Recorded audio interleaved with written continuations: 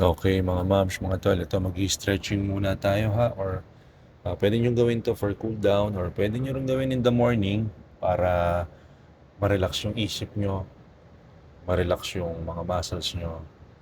And sundan nyo lang ako, 3 minutes lang to or 4 minutes. So first stretch na ginawa natin dito is yung tinatawag natin na child pose. Okay, child pose po ang alam kong natawag dyan. Then after that, we will go immediately into a cobra stretch to stretch our trunk and our hips.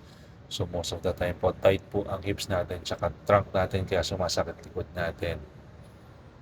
And then, ang next stretch natin, ang tawag ko po dito is pigeon stretch. Napakaganda pong stretch para sa ating hips and glutes. Okay?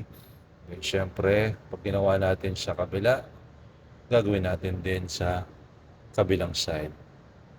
Yan. So, para naka-D4 po yung ano natin yan, yung legs natin across our body, tapos naka-stretch yung paa natin.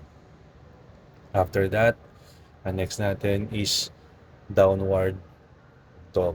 Okay?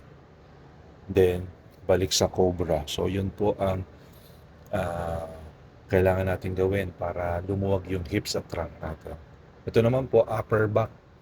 Upper back stretch po ito. So, yan. Dahan-dahan lang po ang galaw ha, ang movement.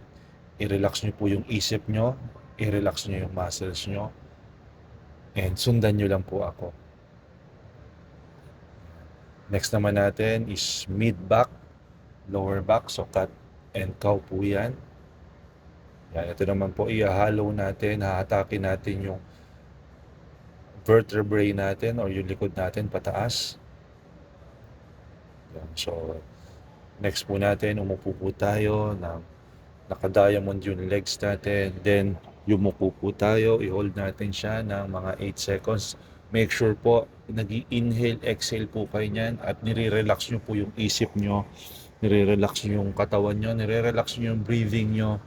Yun po ang importante dyan habang nag-i-stretching po tayo or habang wino-work natin yung flexibility natin at yung isip natin. Importante po habang nag-i-stretching dapat po kinakalimutan natin yung mga problema natin, nagpo-focus tayo sa breathing, sa ginagawa nating stretching. Okay, so yan po, nasa arms na po tayo niyan.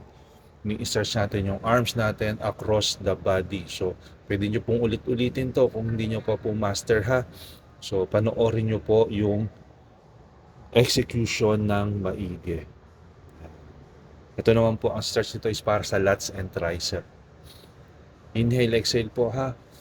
Yan. So, stretch your arms up. Napakasarap po sa ating upper body niyan. Next, stretch your chest and your shoulders. Stretch back. Inhale, exhale. And then, stretch forward. Yan.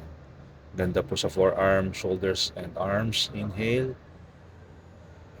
Okay, chin up. Then, exhale, head down. Inhale. Side. Then, other side. Then, relax. Inhale. And exhale. Kung nagustuhan nyo po itong stretching na to, like and share and sundan nyo ako sa Facebook, sa YouTube. And maraming salamat po sa inyong pagsubaybay. Thank you for watching and bye-bye.